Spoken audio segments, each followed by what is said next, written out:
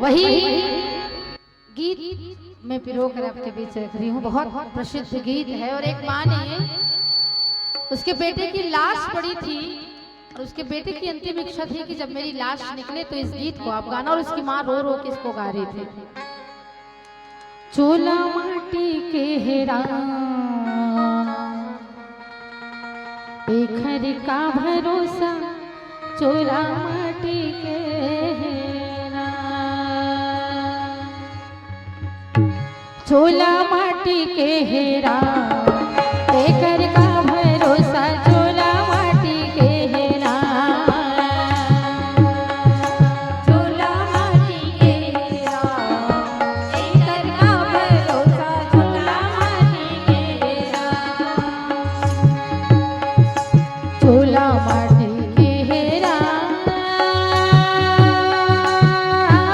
बेखर का भरोसा, चोला माटी के हेरा बेखर का भरोसा,